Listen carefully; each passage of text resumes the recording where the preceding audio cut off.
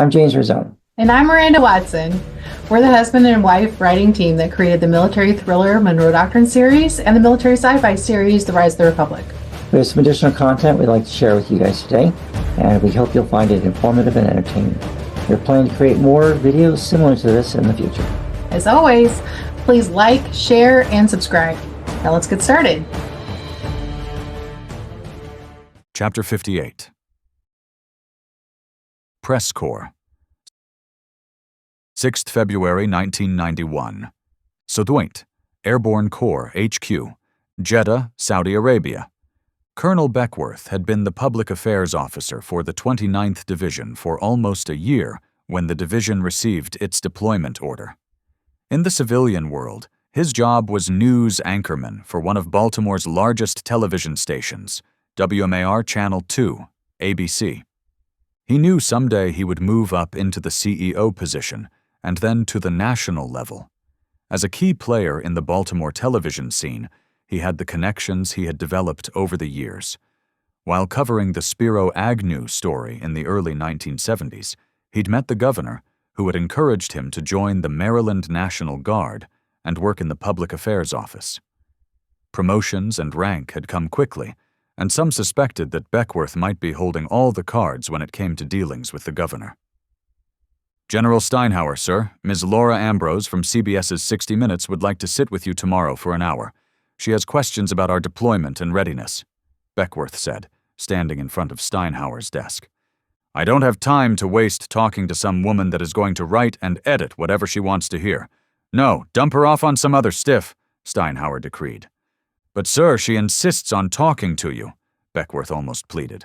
Getting this interview for Ambrose would be a huge feather in his cap from moving up in the hierarchy of television. The governor really wants our story told. He didn't lie, but he did stretch the story a bit. Tired of being badgered over this issue, the general relented against his better judgment. All right, if it's so damn important to the governor, I'll give her 15 minutes. Sir, we're going to need at least 30 minutes. It takes time to set up the cameras, the lights, makeup, Beckworth attempted to explain. What is this, a damn Hollywood production? Steinhauer fumed. Sir, please, Beckworth said, hoping he wouldn't have to beg to make this happen. All right, but I'm not doing makeup. I'll find something important to do before so they can use my office to set up. But 30 minutes is it, understood? Yes, sir, and thank you, Beckworth said, knowing this conversation was over. He'd gotten what he wanted. You asked for 30 minutes, but we're going to take an hour, General. You just can't get up and walk out in the middle of an interview, Beckworth thought privately. Following day. The petite, shapely woman with auburn hair held out her hand as she approached General Steinhauer. She was in a form-fitting tan outfit, trying to imitate the combat fatigues the soldiers around her wore. It might have looked nice stateside, but it looked out of place amongst the troops. It was likely custom-made for her by a tailor in the New York fashion district for interviews just like this. Naturally, she left the top 3 buttons open to give her bosom some air in the extreme heat of Saudi Arabia. Sir, may I introduce Ms. Laura Ambrose from 60 Minutes. Ms. Ambrose, this is Major General Joshua Steinhauer, commander of the 29th Infantry Division. Beckworth introduced them. How do you do, General? Thank you for giving your time to do this interview. I understand we have an hour, which will result in a 20-minute presentation after the editors get done editing it down to the final product, but I assure you this is going to be a glowing piece about the 29th Infantry Division and the National Guard soldiers that it comprises. 1 hour? When did this 30-minute sit-down turn into an hour? Steinhauer fumed internally while maintaining his poker face. If you're ready, General, she said as she took charge of the meeting. General Steinhauer smiled. Of course, Ms. Ambrose, he said, and then shot a dirty look at Beckworth for having ambushed him like this. Beckworth just shrugged, playing it off like this wasn't his fault. General, if you'll sit there, I'll take this chair, and we can begin as soon as we have you wired up, Ambrose explained, as a technician approached the general with a small microphone that he clipped to the general's fatigue shirt. "Before we get started, Ms. Ambrose, and in keeping with the local culture, please button your blouse to the top. We're guests in a foreign country and we're doing our best to honor their local customs as best we can," General Steinhauer requested. "Oh my, certainly yes. I wouldn't want to offend the Saudi king. I'm interviewing him for this piece later in the week," she replied as she buttoned her blouse up. "I'm sorry about that, Ms. Ambrose. Colonel Beckworth should have helped you out by informing you of the local customs. You had no way of knowing," he said, as he stared daggers at his public affairs rep. He was really growing to dislike the prima donna media whore of a colonel. "Thank you, General. Am I appropriate now? Can we get started?" "Absolutely.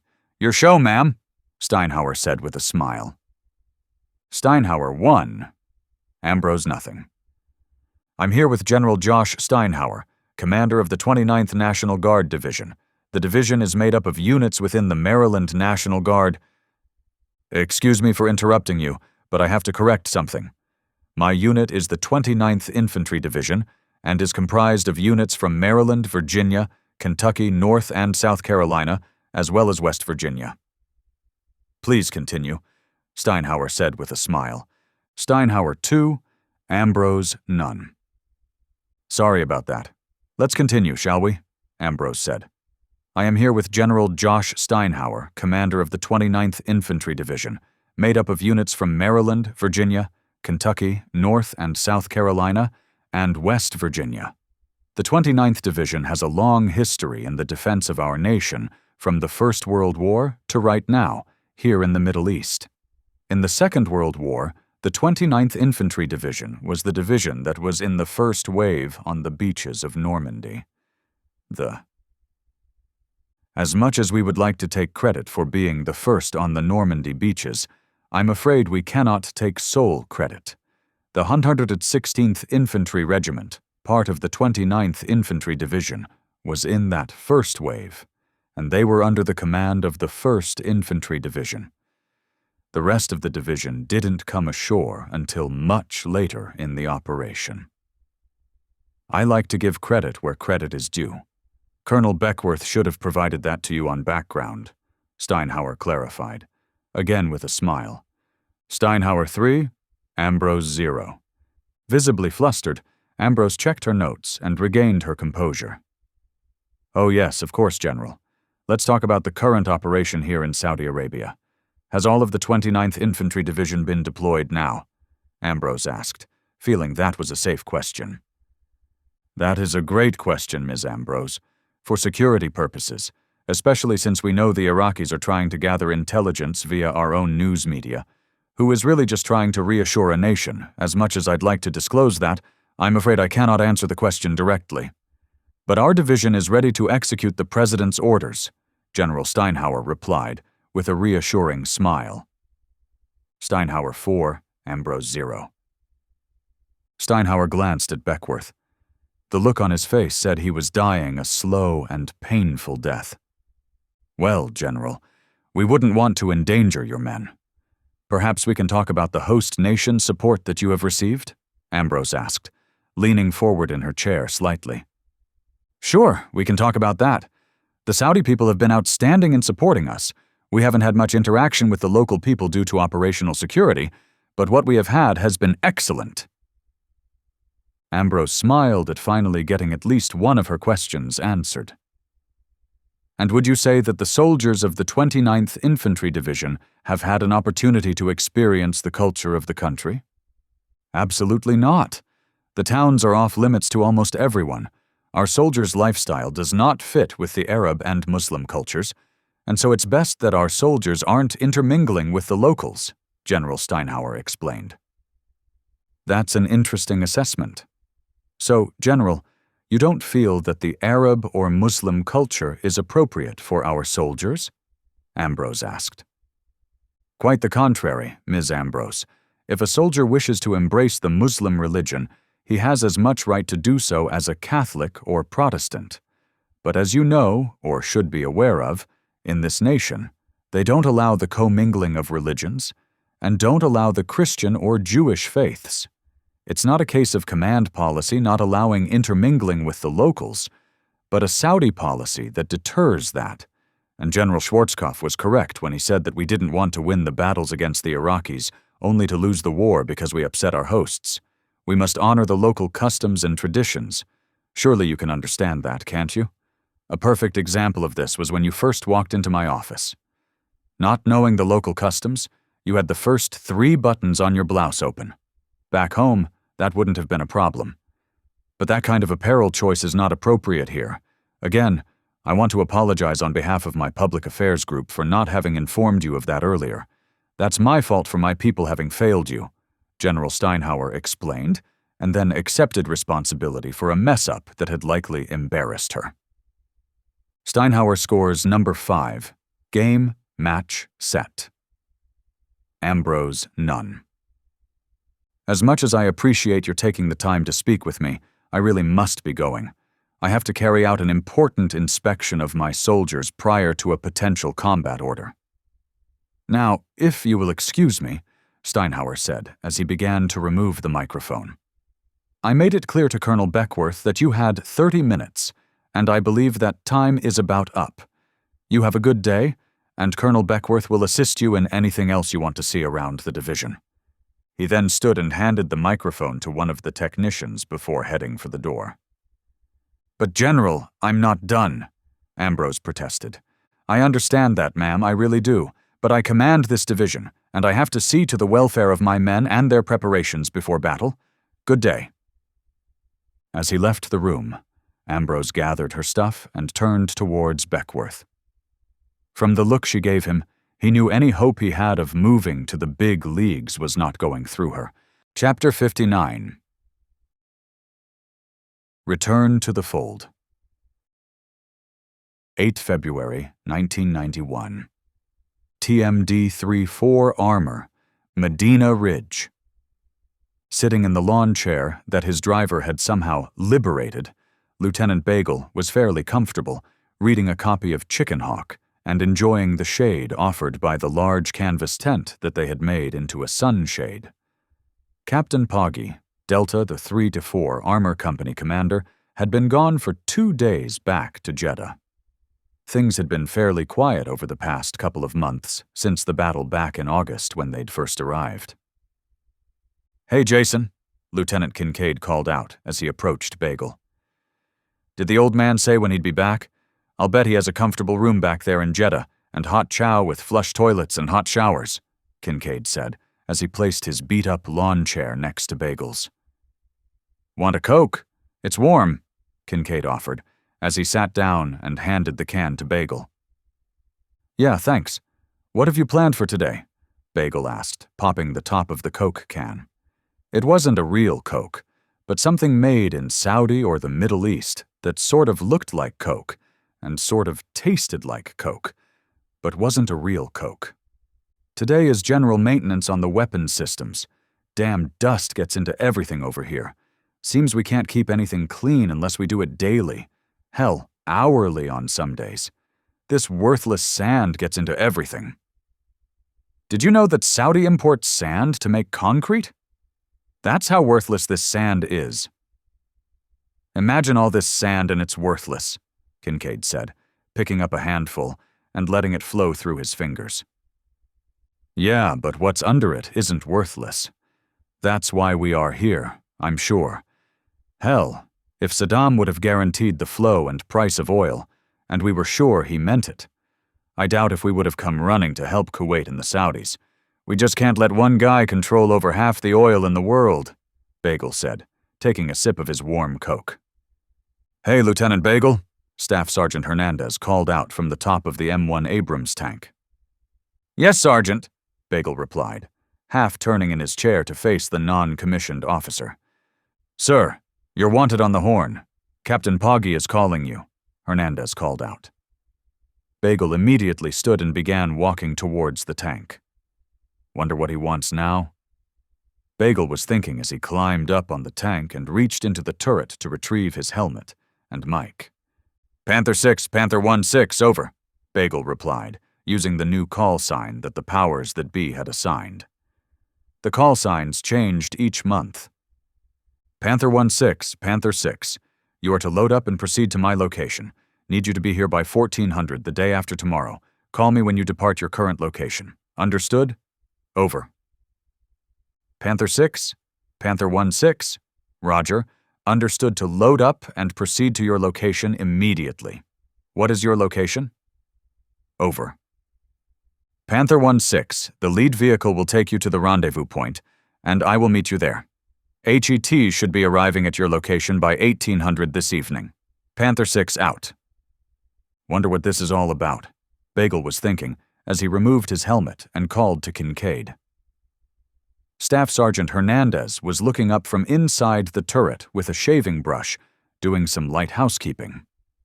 Kincaid came over, and Bagel motioned for Hernandez to come topside. Okay, the old man just called and said we're to move out and proceed to his location. Let's get everything packed up. He's sending the HETs, and they'll be here by 1800 tonight. It'll be a night move, and we'll ride in our vehicles. No one is to be riding on top. Understood? Make sure all the vehicles are topped off and weapons loaded up. Full load. Order of march will be 2 tanks up front, 3 Bradleys in the middle, 2 tanks rear, followed by you. He pointed at Kincaid. Bringing up the rear. I'll be in the second tank. Any questions? And no, I have no idea why he wants us back there. I'll get with the first sergeant so he can get the headquarters elements loaded up. Kincaid, I want them positioned between you and the last tank, okay? So let's get things ready. Bagel concluded. All instructions were a matter of following the standard operating procedures that they had been executing for the entire time they had been in country, and the procedures that they had developed over the years at the National Training Center in California. Where the hell are the HETs? Lieutenant Bagel was wondering. Everything was ready to load on the massive trucks that would transport the tanks, Bradleys, and M113s back to Jeddah. Loading up on the HETs meant that paved roads could be used without tearing them up, which would happen if the armor vehicles were driving on the paved highways. The other advantage of using the HETs was that the trip would be much faster, with less wear and tear on the fighting vehicles. It was now 1900 hours, and still no sign of the HETs. Bagel was getting a bit worried. First Sergeant, how about you take a Humvee and see if you can find these guys along the road towards Jeddah? Drive out about an hour, and if you find them, bring them in. If you don't, just come on back and I'll call back to Jeddah to see what's what, Bagel asked the first sergeant without making it an order. You got it, sir. Beat sitting here waiting. If I have comms with you, I'll call as soon as I find them. Just save me some coffee for when I get back, the first sergeant asked, also without making it an order. You got it, Top, Bagel replied, as he had great respect for this non-commissioned officer. As the first sergeant climbed into his vehicle, headlights lit up his vehicle. The HETs had finally arrived. You have that coffee for me, sir? The first sergeant asked, getting back out of his vehicle. Damn, that was a quick trip, First Sergeant. I should have asked you to do that an hour ago, Bagel joked. The first sergeant was already talking to the head of the HET convoy, a young sergeant who could speak some Arabic and give directions to the drivers. He was positioned in the lead vehicle, all of which were owned by a private Saudi company being paid by the king.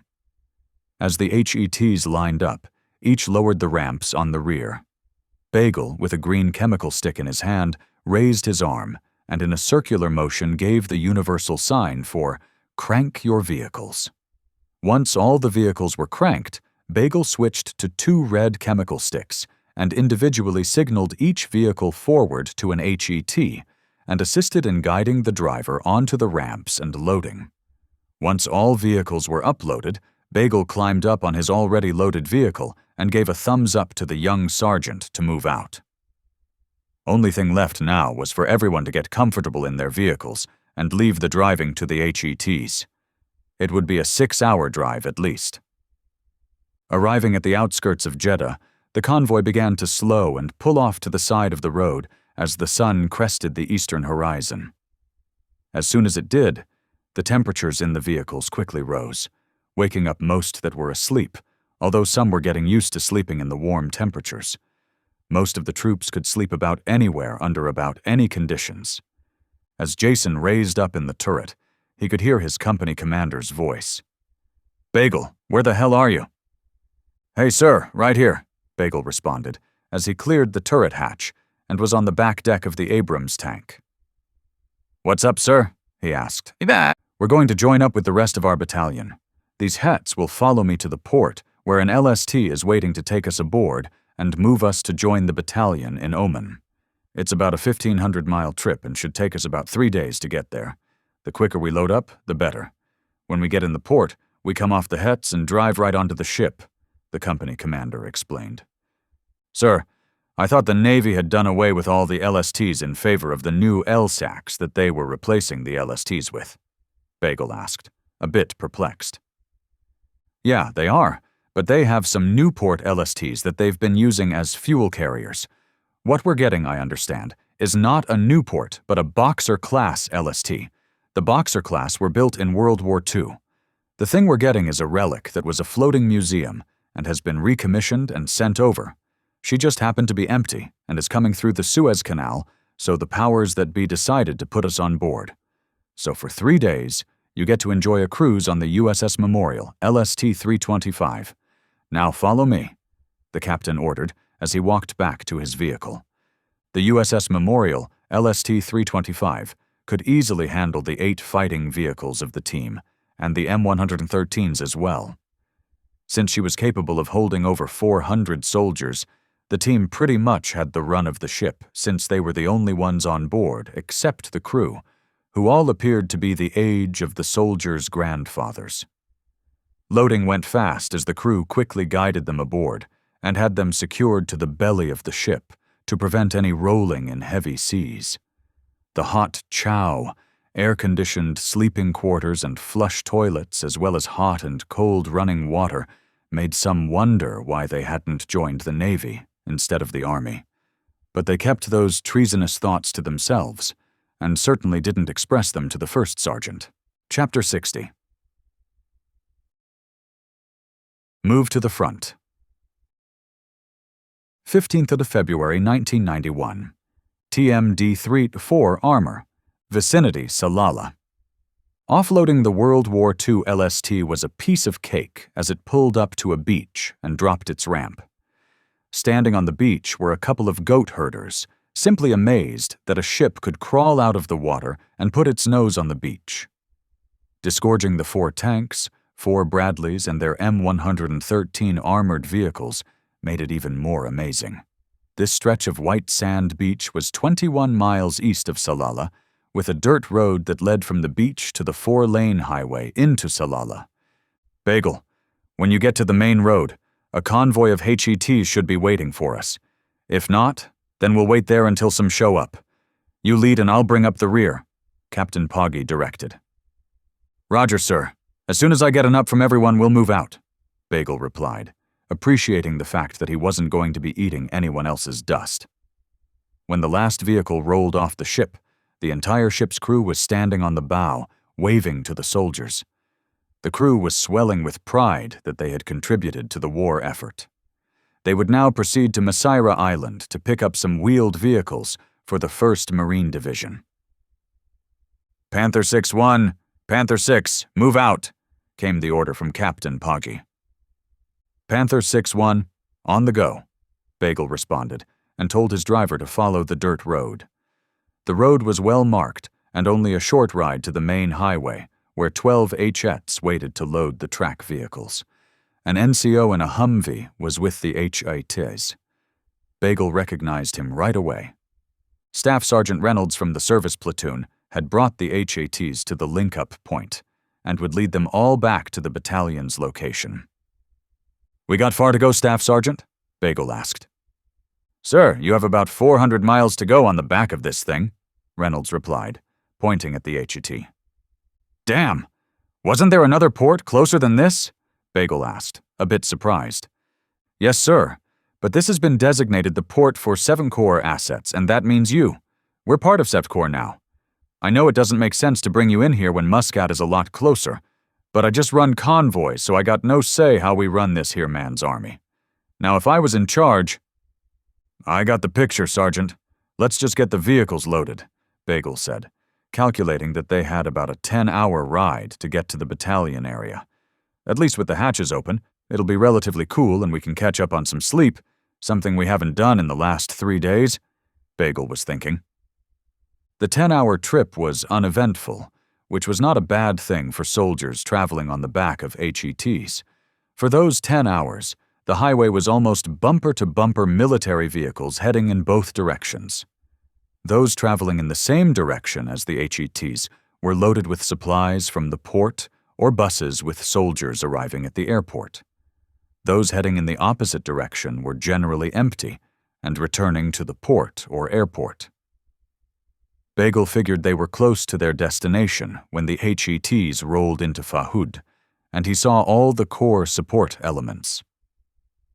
As the vehicles came to a stop, a Humvee approached, and Captain Poggy dismounted from his track and went to talk to the individual in the passenger seat. After a 10-minute discussion, Poggy came back to Bagel's tank, which had been unloaded from the HET along with all the other vehicles. Okay, we're in the Corps and Division rear. That's the Battalion S3 Air, and he's going to lead us up to where the battalion is located. It's about 70 miles from here, but all dirt roads, so be prepared to eat dust. Since the sun is about to set, be sure your night vision goggles on, the drivers are good to go. We drive with blackout lights from here on. Any questions? Poggy asked. Sir, can you show me on the map where we're going in case we get separated? Bagel asked, as he pulled out his map and spread it out on the front of the tank. Poggy stepped up and studied the map for a moment to orient himself on it. We're here in Fahud, and we'll be going up this route to here. Poggy indicated with his finger. Bagel made a mark on the map for his destination. Lieutenant Kincaid had joined the discussion and was also plotting locations on his map. The maps of the AO had been issued to them when they'd offloaded the ship, so they had time to study them and become oriented on the maps. Lieutenant Kincaid, you will return to your company when we get to the battalion area. I'm going to ask the old man to leave your platoon with me for the duration, Poggy said, as he had come to have a good rapport with Kincaid after being together for the past 6 or 7 months. Okay, when the last vehicle is offloaded, I'll take the lead and you follow. First Sergeant will take the last position in case we have a breakdown. First thing we're going to do when we get to battalion is have maintenance, give these vehicles a good going over. If you can have a list of everything that needs to be fixed or addressed on the maintenance list. I want... Excuse me, sir, the First Sergeant yelled. We're ready to roll. Okay, First Sergeant, let's load up, Poggy yelled back. Load up, gentlemen, he said in a quieter voice, addressing Bagel and Kincaid. Already the sound of heavy diesel engines could be heard as the soldiers were anxious to get moving. They didn't need a second invitation to start their engines. Poggy walked back to his tank and climbed up and into the turret, taking the tank commander or TC position. Rolling past Bagel's tank, Poggy took the lead and everyone else fell in behind for the 70-mile trip. 70 miles of eating dust. Chapter 61. Final brief. 1st March 1991. CENTCOM Forward HQ, Military Technological College. Muscat, Oman. Everyone was assembled in the large auditorium that CENTCOM had secured for this brief. Military police guards were posted at each door, inside and out. Several Omani police cars surrounded the outer perimeter of the compound, along with some armored cars with heavy weapons mounted. Anyone that wasn't supposed to be here wouldn't dare attempt to enter. Inside, all the division commanders, separate regimental commanders, and separate brigade commanders, as well as all ships' captains, were assembled. The Air Force was well represented as well, with each of the wing commanders present. When General Schwarzkopf walked into the room, everyone immediately came to attention. Keep your seats, gentlemen, Schwarzkopf ordered. He waited for everyone to settle down before he spoke again. Enough of this sitting on our asses. It's time to start kicking butts, he started off with. Low murmurs could be heard, and he waited for them to quiet down. I'm going to give you an overview of the upcoming operation. As with every battle plan ever written, this plan will last for as long as the Iraqi army lets it play out, and then the winging it will commence. I'm confident that we have a good plan, and we'll get the job done. First things first, he indicated, and picked up a long pointer. Two soldiers removed the canvas cover from a large map on the stage. The map was well lit, so it was easy for everyone to see as it was almost 15 feet tall and covered all the Arabian Peninsula. First overlay, please, the general requested, and an acetate sheet dropped from the top. It was covered in red with the known positions of the Iraqi forces in the UAE, Saudi Arabia, and Kuwait. This is the Iraqi forces facing us as they're currently deployed. In the UAE, we have the 9th Iraqi Corps with the 10th, 17th, and 52nd Armored Divisions and the 1st, 45th, and 49th Infantry Divisions, he stated, pointing out the location of each. Over here on the west, 16th Airborne Corps has done a good job of stopping the 2nd Republican Guard Corps with the 5th Mechanized Division and the 7th Motorized Division. The 7th is bogged down in Medina, and the Saudi National Guard forces there are wreaking havoc with them. The 5th is at less than 50% strength, and our Air Force has cut off most of their resupply. They're dying on the vine. The 16th also took on the 2nd Iraqi Corps with the 2nd, 7th, 37th, and 51st Iraqi Infantry Divisions, as well as the 14th Mechanized Division. With the help of the naval air assets in the Red Sea, they caught the 14th in the mountains and ate their lunch. They're sitting at 20% effective now. The 2nd Iraqi Infantry Division is sitting at Tabuk and never came south. The 7th walked into a buzzsaw, as did the 51st, and they're down to 30% strength, and the 37th is trying to get back to Tabuk, but our air assets keep hitting him, General Schwarzkopf outlined, pausing for all that to seep in. After a moment, he continued, his second line of defense stretches across Saudi from Buraida on the west to Al-Hufuf in the east.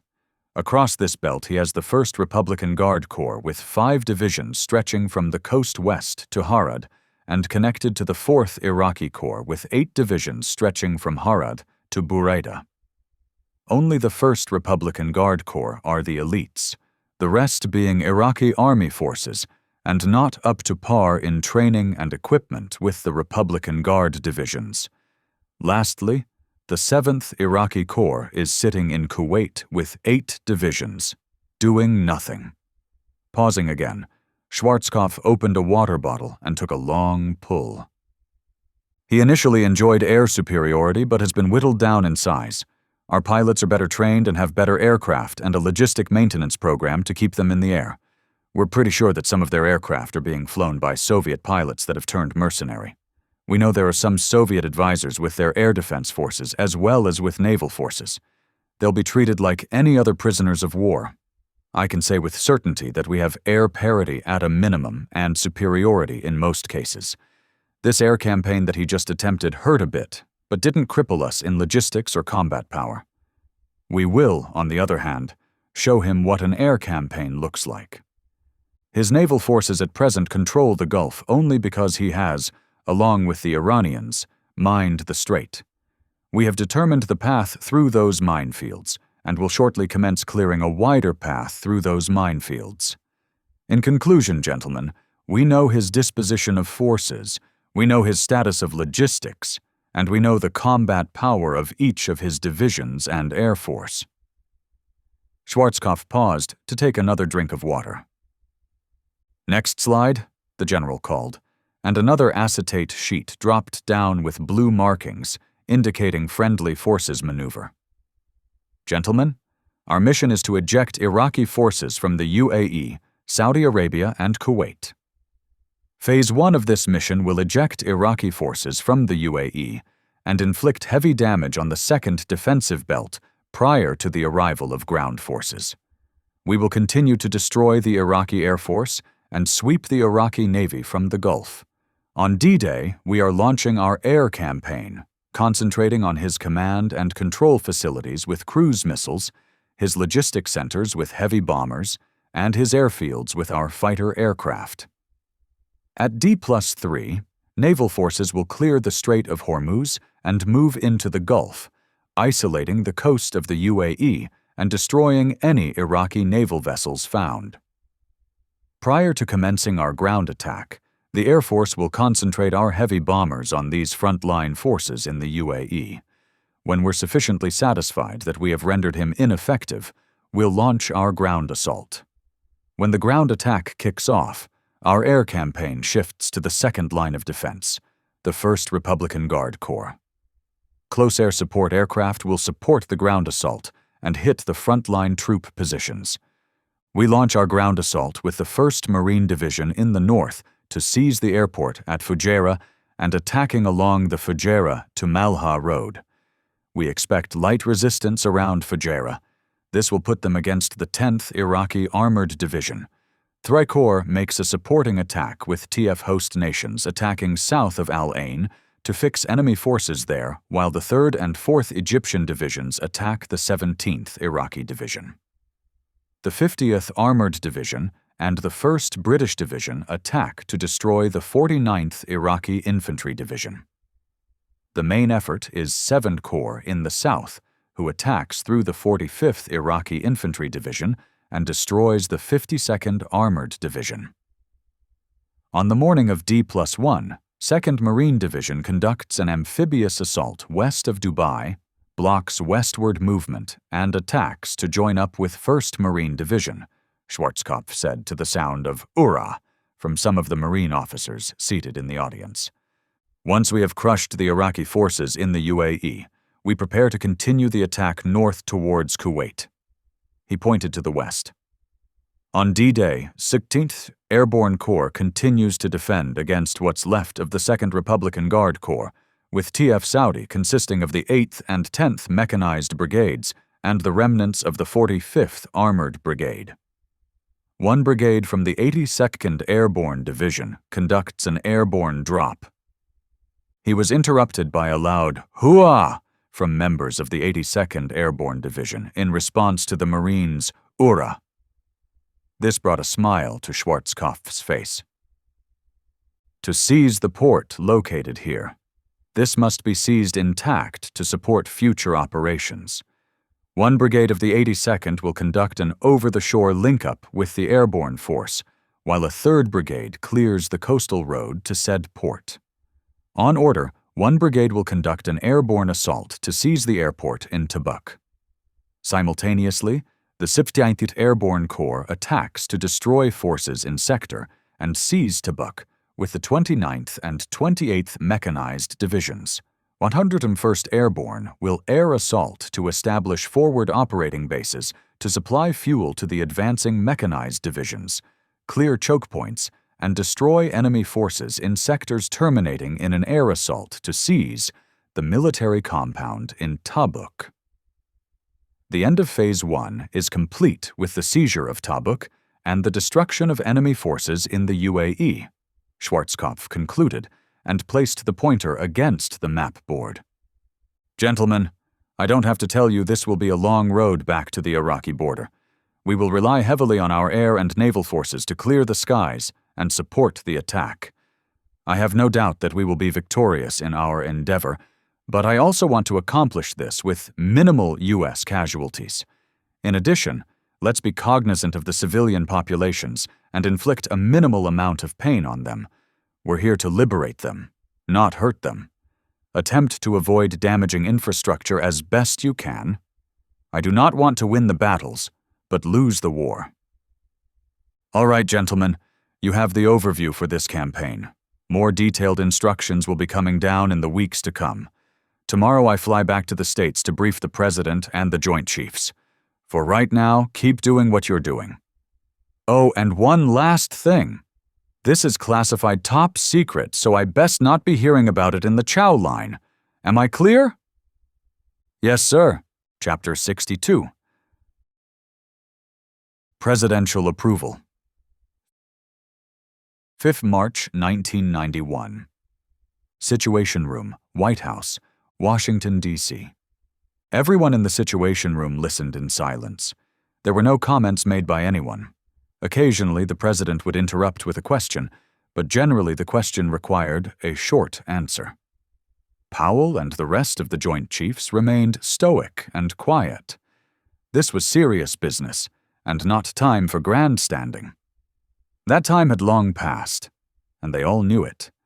Most had received a condensed version of the brief already, and questions had been asked and answered.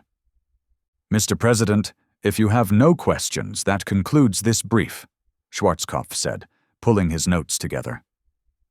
"Thank you, General, for making this presentation yourself. Let me ask, on a scale of 1 to 10, how confident are you about this plan?" 9, Schwarzkopf said without hesitation. "Why not a 10?" the president asked with a puzzled look. "Because the enemy has a vote, Mr. President. They always do, and we believe we have considered all his votes. I'm confident we will drive him out of the UAE and Saudi as well as Kuwait. My goal is not only to do that, but to render his army incapable of coming back and doing it again in 6 months," Schwarzkopf explained.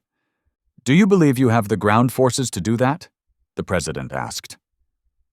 "Enough ground forces. No, Mr. President," Schwarzkopf replied, but quickly added, "But we don't fight just as an army of soldiers, but as a combined armed force, comprised of ground, sea, and air forces capable of overwhelming and destroying his forces. Ground power alone will not do it. It takes a combined armed force to do it, and we have that with the combination of all three. Are you asking if I would like to have more ground forces?" The answer is yes. Are you asking if I need more ground forces? The answer is no. Our plan relies on our Air Force and Navy assets to clear the skies. With marine aviation and some air and naval ground attack fighters, we'll be able to wipe the Iraqi ground forces out as our own ground forces advance to contact. Just prior to our invasion, we're going to launch an aerial campaign like nothing seen since World War II, and we're going to pound his troops into the Stone Age while destroying his logistics needed to support those troops. The general paused for a moment as he surveyed the room before adding, "From what we've seen, we have a better trained, better educated, and better equipped, as well as better supplied and highly motivated ground force that can and will overwhelm the opposing forces." Iraq's recent combat experience was against the human waves of Iranian soldiers. His next experience will be against the armor and mechanized wave of our coalition forces, Schwarzkopf concluded. Turning in his chair, the president looked to an adjacent screen where Mrs. Margaret Thatcher was seated. "Madam Prime Minister, your thoughts, please," the president asked. "I believe our forces are in very capable hands at this time, and General Schwarzkopf has my full confidence and support in this endeavor." "Thank you, General Schwarzkopf," the Prime Minister said graciously. "Thank you, Madam Prime Minister," the general responded. Turning back to face General Schwarzkopf, the president stood and approached with his right hand extended. "General, execute the plan, and may God be with you." This has been Desert Shield, Book 2 of the Crisis in the Desert series, by Matt Jackson and James Rosone. C. 2021 James Rosone and Matt Jackson, published in conjunction with Frontline Publishing, Incor, Production 11labs.io, 2025. Thank you for watching our video. If you enjoyed it, don't forget to like, subscribe, and hit the notification bell so you'll never miss another video. In the meantime, we have plenty of reading material to keep you busy. You can find it all on our website, frontlinepublishinginc.com.